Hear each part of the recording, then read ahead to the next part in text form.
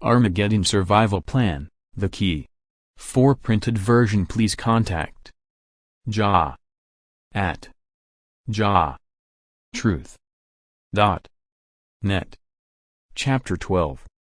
Prince Michael/Christ comes again. Jesus, the Savior, told his disciples that he would come again, and, on his second coming, he would not speak to them in proverbs and parables, but would show them clearly about God.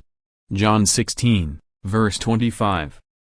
John the disciple was told, and it is written in his Revelation 10, verse 7, that when Christ comes again, the mysteries of God shall be finished, as God has promised his servants the prophets. He said that, just before the last day, when everyone is due to be judged, on his individual merits, and by whose mark he wears, he, Christ, would come again, and publish the truth of God, gospel, to all nations of the world. Mark 13, verse 10, and enlighten the whole world. Matthew 24, verse 27 and Luke 17, verse 24 and 2 Thessalonians 2, verse 8. Once this has been done, God will hold back the last day, until Christ has sealed the mark of God into the foreheads of the people who are going to survive the fire.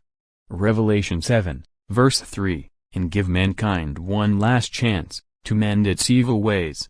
If the world does not mend its ways, and if everyone doesn't start to love his neighbor as much as himself, and keep the commandments, and do God's will, and learn to be good, then the last day will come.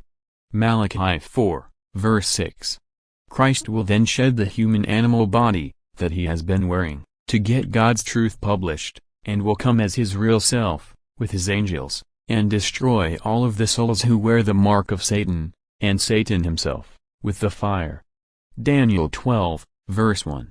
Christ, obviously, will not be wearing the Son of Mary, with holes in his hands and feet, because, as on the first coming, 2,000 years ago, he will need to learn, and be trained by God, in private, all about life on earth in the new times, because the world has changed a great deal, in 2,000 years. He would have to grow up, like before, as a normal man, in England, and learn what it is like to be a human plus being, in the new times, and how to overcome the temptations of those new times. He would have to learn many different things, and travel widely, to gather a complete understanding of how things are, in various parts of the world, with their varied customs and religions, in order to get a good general background of worldly matters. Then, if mankind decides that it wants to change and survive, he will be familiar with the world and its problems, and be able to put things right, with his Father's help and guidance.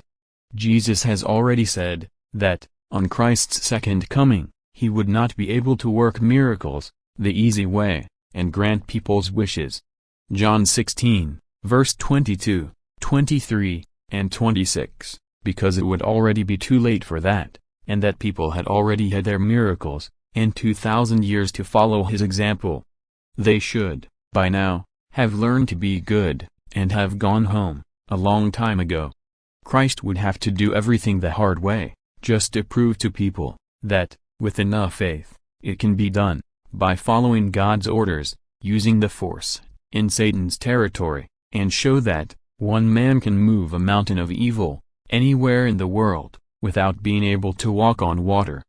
Before Prince Michael could start his real work in the world, his new body, with its new name, Revelation 3, verse 12, would have to reach its late 30s in age, and he would have had to have learned to control the animal he was using, and how to overcome and resist all the different types of temptation, and have already received a perfect and secret training, just like before. The reason that Jesus told his disciples that he had many things still to tell them, but that they could not bear them yet, was because, if he had told them all the things in this book, even they would have thought he was crazy, like many people already did. How could you explain spaceships, etc., to the simple mentality of 2,000 years ago? You have to consider what the mentality was like in those times. Spaceships? Question mark. Angels? Question mark. Other planets?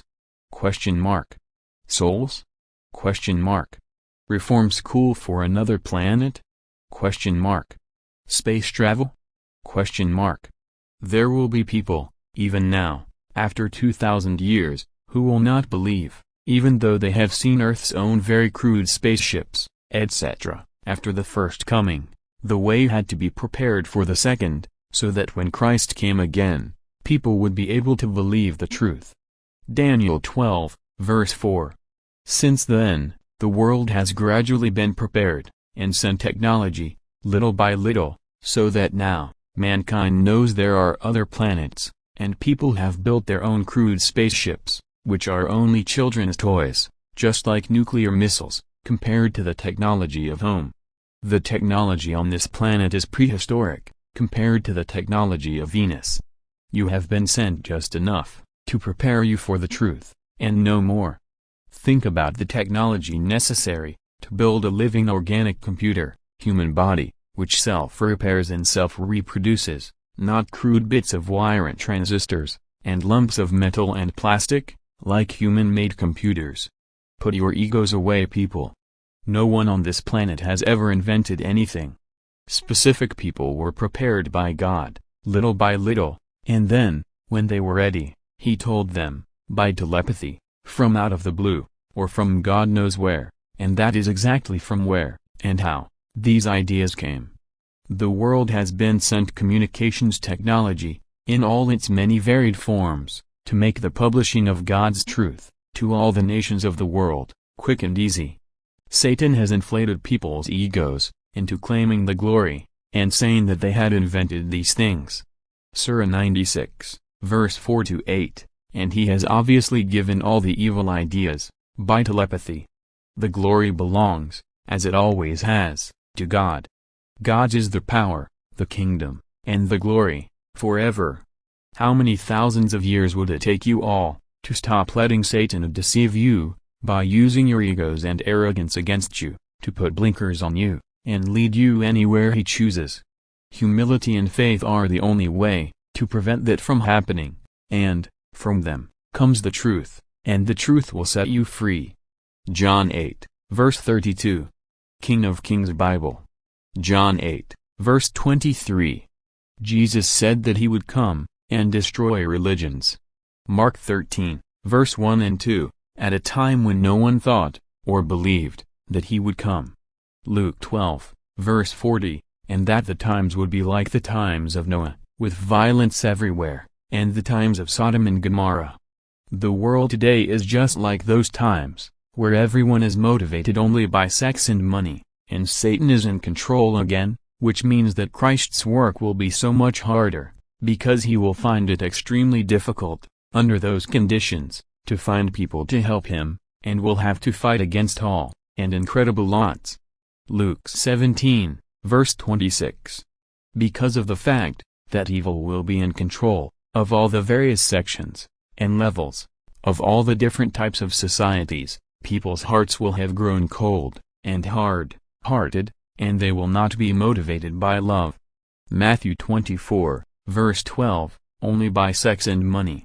People will not willingly help Christ, as they should, until he declares who he is, and his new name, and, even then, he will only be helped by the people who will believe him, and who will not think that he is just another crazy man, with a Jesus complex. It will have been made even more difficult for him, by all the crazy, false Christs, who have preceded him. Matthew 24, verse 23-27 and Mark 13, verse 5 and 6 and Luke 17, verse 23 and 24, and by the false prophets, that is organized religions. The humble, who are rich in spirit, and who have seen through, and not been deceived and fooled, by organized religions, will recognize him, accept him, love him, and ask his help, and to be allowed to help him. Jesus said that the times, of his second coming, would be like the days of Sodom and Gomorrah. Luke 17, verse 29 and 30, with homosexuality, promiscuity, perversion and depravity running riot, and out of control, see chapter 6. He said that there would be wars and rumors of wars, famines, pestilences, and troubles, earthquakes in diverse places, nation rising against nation, and kingdom against kingdom, and when you see Jerusalem surrounded by armies, the time is near. Luke 21, verse 20. Those who persevere in keeping the commandments and doing God's will until the end, and keep their faith, will survive, and not a hair of their heads shall be touched, and, because of their patience and perseverance, they own their own souls, by not having sold their souls to Satan, for earthly treasures and pleasures. Luke 21, verse 18 and 19. It says in Revelation, that no one, in the whole of creation, except the Lamb, Prince Michael/Christ, was found worthy to break the seals on the books, and to be able to understand and interpret them. Revelation chapter 5 and Isaiah 29, verse 11 and Daniel 12, verse 8 to 9 and Daniel 10, verse 21, because I and my Father are as one, in all things. If anyone, having read this book, doubts that God and Prince Michael/Christ have written it, then you are so far into Satan's grip, and insane, that there is no hope for you. Surah 2, verse 98. This book was not written after a prophet's death, by his students, or by an enlightened prisoner, it was written by God's eldest son and God himself. Daniel 10, verse 21. I am not a prisoner here, I came here voluntarily, to try to help you all, to survive, and to give you all one last chance. With this book, the mystery of God is now finished, and his truth published, and soon, it and the gospel of the kingdom will have been published, to all nations. Mark 13, verse 10.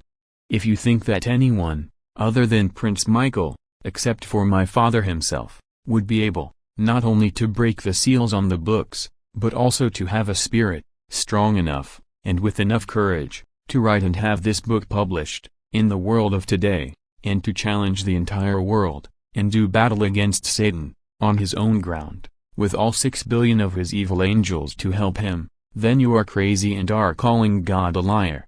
This whole world is crazy, and the time has now come, for you all, to learn to be sane, or die, soon, and I mean very soon. It should not be too much of a surprise, to those of you who can see how crazy mankind is, to find out that this planet is a maximum security prison, for the criminally insane. Some of you are less insane than others, but, unfortunately, the people who are the most insane, and who think they are the most sane, classic symptoms of insanity, are those who are ruining things, for everyone else, by running and ruining the world for Satan, who, himself, is totally, criminally insane.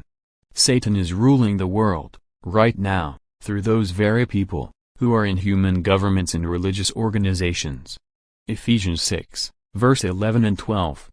This planet is being run on Satan's logic, which is actually illogic, because he is insane. If this world's logic was logical, then the world would be getting better, but we can all see that it is rapidly getting worse. However, man's stupid arrogance will not allow him to admit that his methods and logic do not work, and turn around, and go back to God's real sane logic. Mankind is insane. If I were to ask you, most of you will agree with its statement. Then you would tell me that it is everyone else, and that you are sane. It's always someone else, it's never you. You know that, if you don't keep the commandments, and do God's will, and learn to be good, then you are going to be executed. If you didn't know, then you know now. Are you keeping the commandments, and doing God's will, so that you can survive? If you are not, then isn't that insanity? Isn't exchanging immortality, for worldly possessions, that you can never keep, insanity? You cannot learn to be sane, by going to human psychiatrists, because they too aren't sane by God's standards, and also work on this world's, Satan's, illogic, and do not really know what they are doing.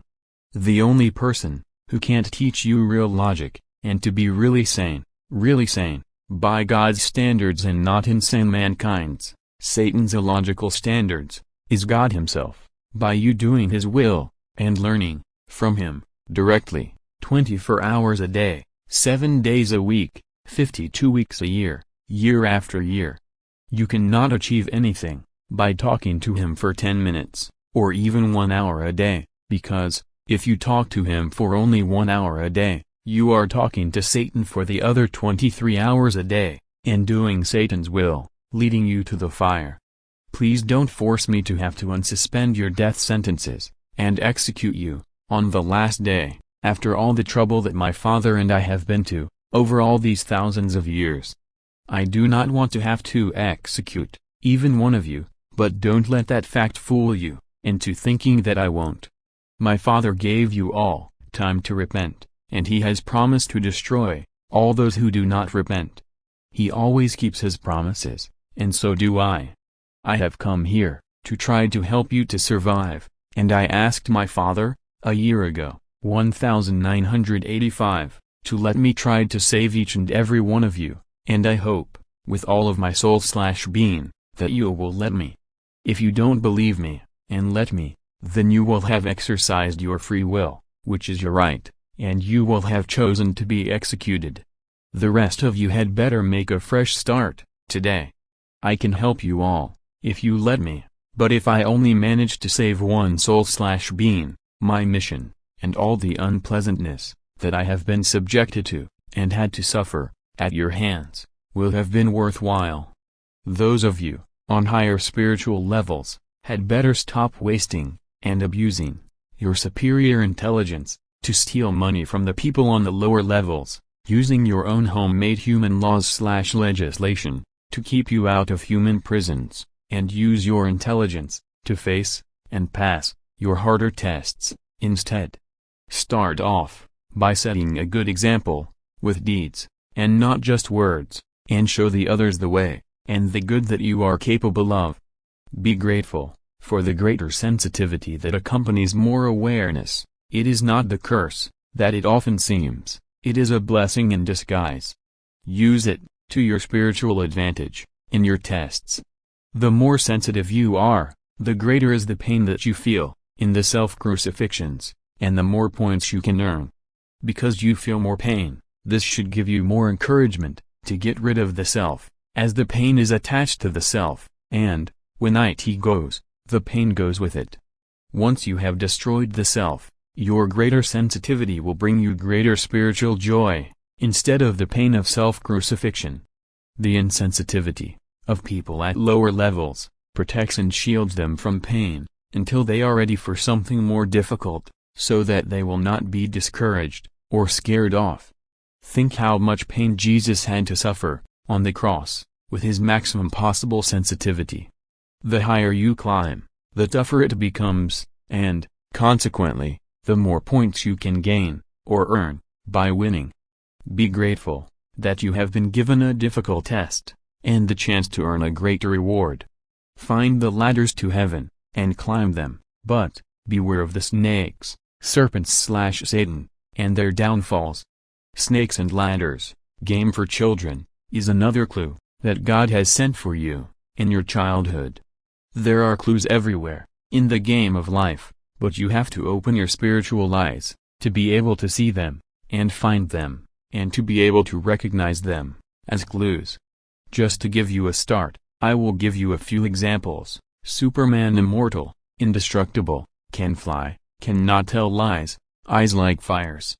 Revelation 19, verse 12. Snakes and children's game, ladders leading up to heaven, to be searched out, and ladders snakes to be avoided, at all cost, because they bring you rapidly back down, to earth. Rudyard Kipling. See Appendix, Song The Quest. Joe Darian. See Appendix, Book The Picture of Dorian Gray. Oscar Wilde. Film, The San Francisco Earthquake. Sodom and Gomorrah. Star Trek. Mr. Spock, half human, uses logic, spiritual, and not human animal emotion, and he has perfect control over his human half, and its emotions. One episode entitled, The Enemy Within. Film. Star Wars, George Lucas, How to Learn to Become a Jedi Knight, and learn control over the human self, so that you can use the Force, to overcome evil. There are thousands of references to stars, and lucky stars, etc., etc. You are surrounded by clues. Instead of playing silly, time-wasting, human games, why don't you spend your time, profitably, by playing God's game of life and death? if people spent as much time on their spiritual health and exercising and strengthening their spiritual power as they do on their physical health, with exercising and bodybuilding and eating the right foods, they would really be getting somewhere. If you have a healthy spirit, it automatically maintains a healthy body, without having to do anything else. A good healthy spirit, which will live forever, is far more important than a muscle-bound, healthy, throwaway body. Those of you who break the commandments, even in your thoughts, and believe that you have got away with it, just because no one that you can see has seen you, and no human plus being has caught you, are only fooling yourselves. God has seen everything that you have ever done, and He knows everything that you have ever thought. Job 42, verse 2 and Surah 2, verse 77, including right now.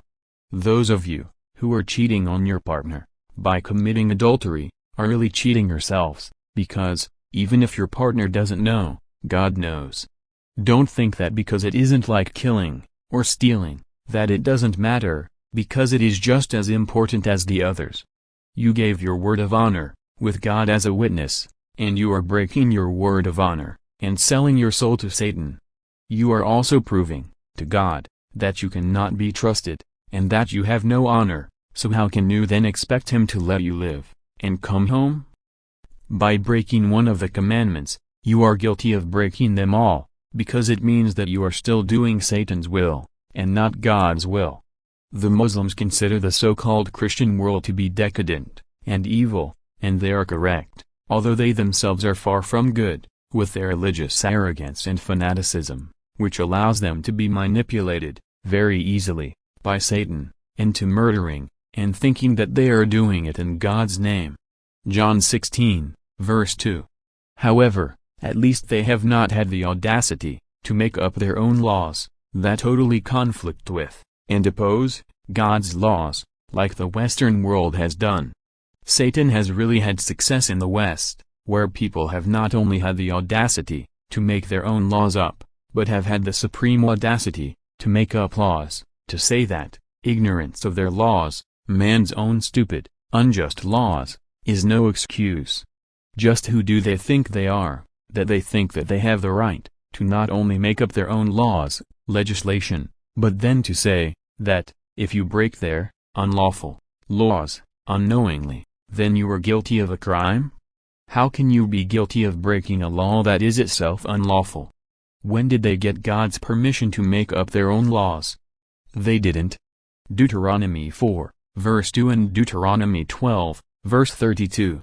What incredible arrogance and stupidity! There is a great difference between ignorance of man's laws/legislation and ignorance of God's laws, because it is impossible to be ignorant of God's laws. God tells each and every soul what is right and what is wrong, telepathically, before they do anything wrong. Who tells you about unlawful man-made laws/legislation? Why do you all allow this injustice? The majority, who are spineless eunuchs, and who strain at and at, shout and complain about little things, and who swallow a camel, say nothing about big things. Matthew 23, verse 24, have done exactly that, and have quietly accepted this gross injustice, and thereby allowed civilized, society, to take away their God-given rights. Satan has used women, just as he did in the Garden of Eden, and has continued to do, throughout history, to do evil and get the eunuchs, in Western governments. Matthew 19, verse 12, second type of eunuch, to change God's laws, and give equality to women, most of whom are not really women. There is nothing feminine about them. They are trying to be men, in women's bodies, without having earned their right to be men. Then, once having infiltrated women, amongst men in power, and having given them a say, in the running of things, Satan has used them to change more laws. This has brought about the breakdown of the family unit, which has always been the foundation of a good society, and, because of their having no code of honor, and generally being moralless, they have made a sick joke of the institute of marriage, and are using sex to try to rule the world, for Satan.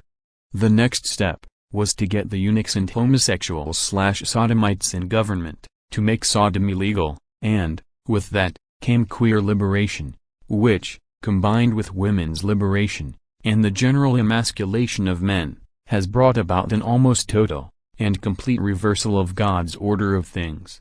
The world, now, instead of learning to be good, and advancing towards being like Jesus, with women learning to be perfect women, so that they can eventually earn their right to become men, is now going backwards, with the castration, metaphorically, of men. Deuteronomy 23, verse 1, and their emasculation, and men going backwards, reverting to being women. The Western world has not only opened Pandora's box, it has taken the lid right off it, and the world is not just going backwards, it is accelerating every second. The world, just like in the times of Noah and Sodom and Gomorrah, is rushing headlong to its own destruction, on the last day, except that, this time, there will be no more second chances. You have already had thousands of years, and millions of chances to get it right, and you are still here. On the last day, the women's liberationists, the homosexuals, sodomites, and anyone who teaches organized religion, will be in the most danger, and first into the fire. The Muslims are far from perfect, and, because of their religious arrogance, have refused to accept that the Torah, and New Testament, are to be used, and read as an introduction, and the first two-thirds of God's book, leading to the Quran, which is the last testament one-third of God's book, and are consequently running in circles, heading for the fire. They quite rightly resent the West's influence on their women, and the disorder and evil that it brings with it. Even though they do not know, or understand, the reasons why, they accept that God knows best, and have tried to keep to God's laws, instead of having had the audacity to change, and reverse them. The changing of God's laws, and the perverting of God's plans, has brought with it, its own punishment, with the breakdown of discipline, respect and order. The widespread public display of female nudity, and exhibitionism, has brought out the base animal instincts in some men, and, with that, has come more rise in the number of rapes, and cases of child molesting, and women are reaping the consequences of what they have been sowing. Unfortunately, innocent children are also suffering. The reason that there has been a rise in the number of cases of child molesting is that little girls are the only ones left who are actually feminine, in contrast to the man-like women's libers. As the situation worsens, with girls becoming affected by liberation, at an ever-increasingly younger age, so the ages at which they get molested becomes younger, as the rapist is forced to look for femininity, in a younger age group. In the rapist's tormented, by Satan, mentality, he is also reasserting his lost masculinity, to himself, although it is only very temporarily, and even a staunch women's liberal loses her manliness, in a rape situation, and becomes frightened and submissive, and therefore more feminine, in a twisted mental power struggle. Women have brought this on themselves, divine justice, karma, cause and effect, just deserts. When you refuse to obey God, you bring evil upon yourself. Legalizing homosexuality, sodomy has, naturally, brought about an increase in the molesting of little boys. Along with all this emasculation of mankind, and women's effect on things, by allowing themselves to be used unwittingly, by Satan, to get God's laws changed, capital and corporal punishment have been abolished, in many countries, which has brought about a further perversion of God's plans. God created the bodies, so that he would be able to punish, and discipline the souls/beings, and people have reversed that, by abolishing the punishing of the body, and have gone to Satan's standard, money. Fines are no deterrent, or punishment, to a thief, because money has no real value to him. It is easy come, easy go, and he just goes out and steals some more. Cutting off his hand, on his second offense, is not only a better punishment, but also a very effective deterrent, and prevention is always better than cure. Matthew 5, verse 30. Men's stupid illogic, says that, the punishment should fit the crime. The punishment should prevent the crime, and lessening the punishment actually encourages crime. If a person, who is normally honest, is tempted to steal, and knows that they may only get probation, fined, or imprisonment, they are much more likely to steal, than if they may lose a hand. Matthew 5, verse 28-32 and Matthew 18, verse 8 and 9 and Mark 9, verse 43-45.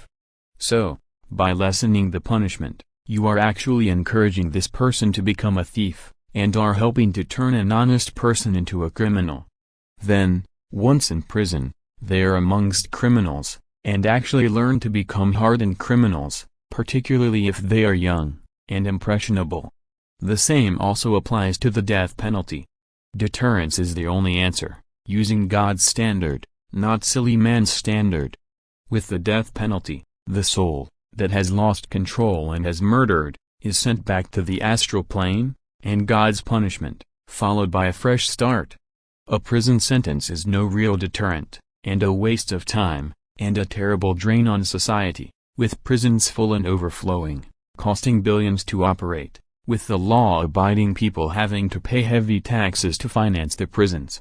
Prisons are no deterrent, they are like free money holiday camps, with conjugal rights, color televisions, free meals and laundry. It's almost better than having to work for a living, in some cases. The more comfortable the prisons become, the less deterrent there is, and the more you encourage people to become criminals. The system of putting people into prisons is also very unfair, because it punishes the victims and the innocent, instead of the guilty criminals, due to the fact that the victims have to pay heavy taxes to build and maintain prisons, in which to keep the very people who have wronged them. Adding insult to injury, those taxes would be better used to compensate the victims, instead of pampering the criminals. From every angle the prison system is wrong.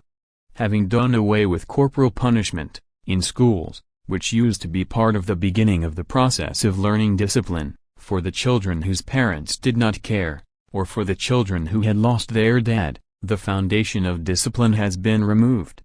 Discipline in schools was the only discipline that some children received.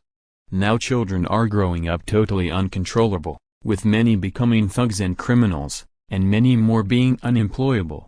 2 Esdras 5, verse 8. Sensible and fair corporal punishment, in schools, never did anyone any harm. All these things have been brought about by women's misguided influence, which they have been allowed to exercise, because of women's liberation and equality. Enoch 96, verse 12-14 and Job 2, verse 10 and Isaiah 3, verse 12, 1 Timothy 2, verse 11-14. The police and courts have also had a very bad and negative influence on society, by making it illegal and difficult to exercise your God-given human rights, to defend yourself, and to use your free will, by stopping people from fighting crime and injustice themselves, as God wants people to do. The person on the spot has the best chance of fighting evil, as and when it happens. For a police force to function properly, it has to have the cooperation of the public that it is supposed to serve. Their job is to protect, help and serve the people of their community. Satan, using his tool, money, has caused the police to alienate the public, by having laws/legislation made up, to punish people for doing nothing wrong, and then fining them. The police, then, spend the majority of their time running around in expensive police cars, bought with the public's money, annoying and irritating the law-abiding public that they are supposed to serve, for the financial gain of the police force, and the promotion of the officers involved. They also do this, because, annoying law-abiding, God's laws, citizens, and stealing their money under false pretenses, is much easier, has a greater financial gain, and is much less dangerous, than catching real criminals. This then builds a big gap between the law-abiding public and the police, policy enforcers, who cannot operate without the public's help, and it creates an ever-worsening, us and them situation, which eventually leads to a police state, and a police attitude, that says that anyone who is not actually a policeman is automatically a criminal, or a potential criminal, instead of being their employers. The devil can really play with egos and arrogance. The police should be friendly, helpful and humble. That is supposed to be why they wanted to be public servants, in the first place. Unfortunately, most of the best policemen eventually resign from the police force, human government policy enforcers, because they do not agree with police attitudes and methods, having joined the force to help people, not persecute them. The even sadder result of this is that, by leaving, instead of fighting to change their colleagues' attitudes, they are helping to make the situation worse. No criminal is really afraid of human police, who cannot be everywhere at once, or on the spot, and who do not have the help of the public, because they have alienated them. If criminals were afraid of the police, they would not be criminals. Guns were originally invented for hunting food, and for protection against wild animals, and also for self-defense against evil aggression, because a small, or old person, could not defend himself/herself against a stronger aggressor. Guns are an equalizer.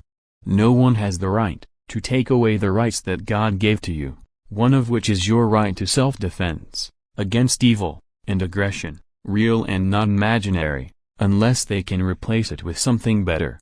The police, because of their own cowardice, have made it illegal to own a gun, and to defend yourself, and have given you nothing in return, because they cannot possibly be with you all of the time, and they are so busy chasing honest people for money, that they do not have the time to protect the public from, and to catch, real criminals. Prevention is always better than cure, and a young thug would think twice about attacking an old lady, or gentleman, if that old person possibly had a gun, and could shoot them, lawfully, in accordance with God's laws.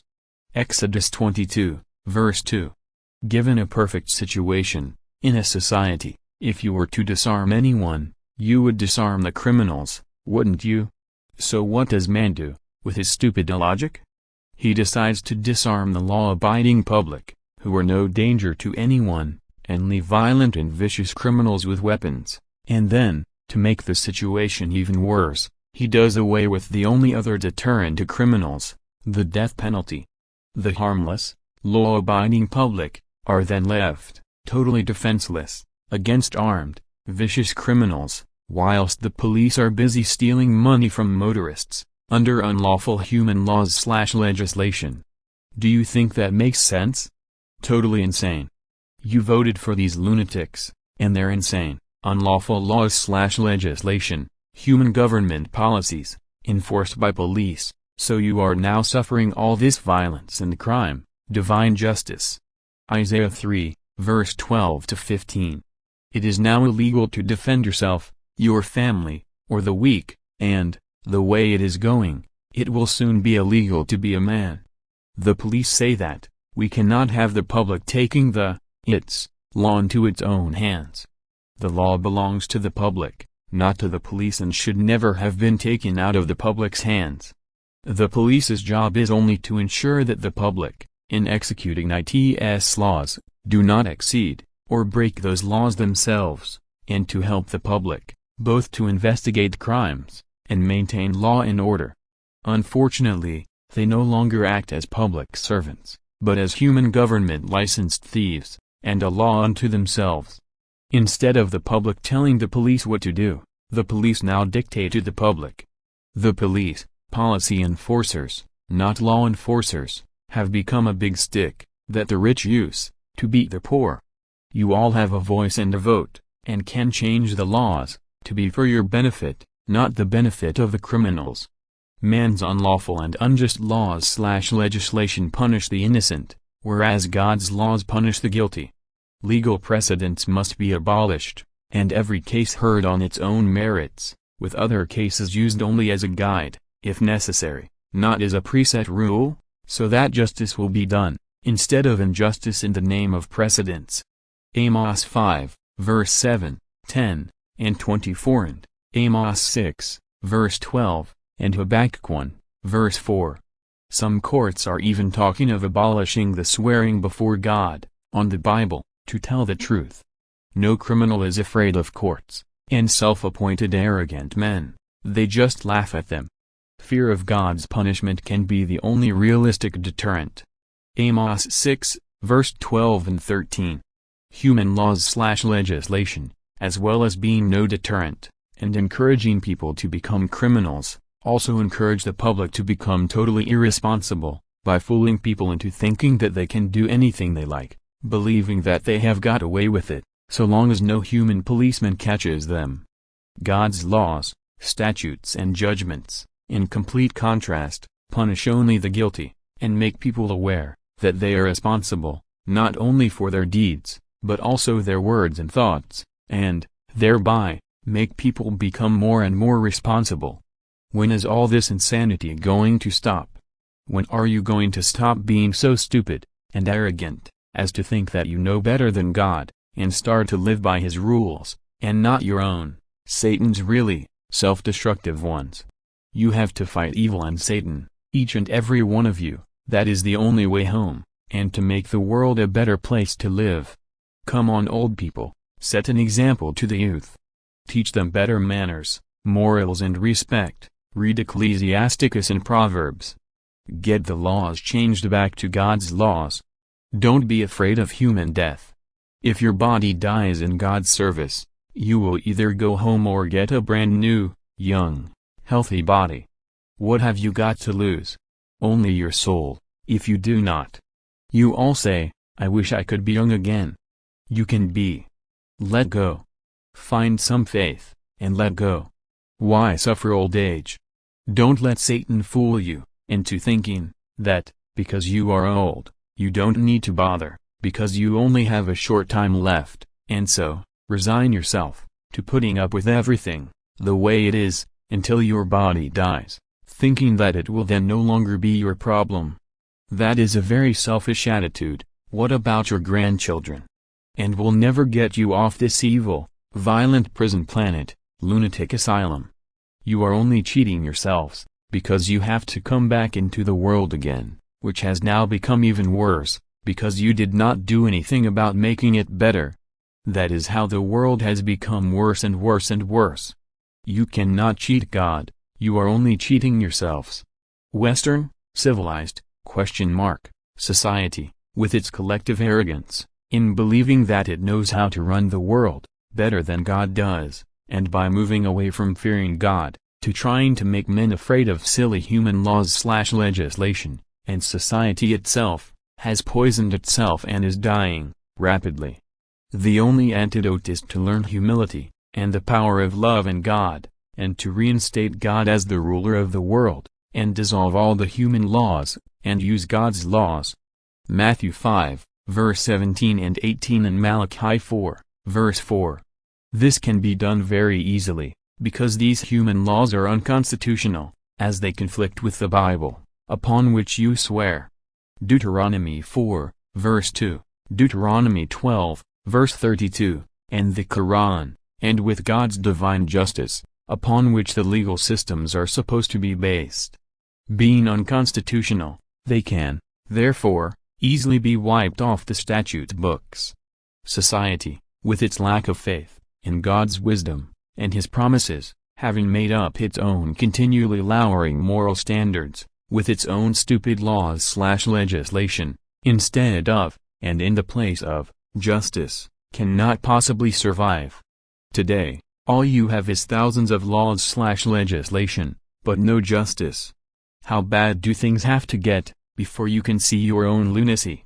The police and doctors and politicians have got to stop trying to play at being God, and filling, to bursting point, the prisons and hospitals, in a continually worsening situation, due to their total incompetence, and their arrogant refusal to admit that they have made mistakes, and are going the wrong way. Learn humility, and admit your mistakes, and turn around, before it is too late. Can you not see what you are doing to yourselves? There are none so blind as those who do not want to see, because they are blinded by their own arrogance. Isaiah 42, verse 19.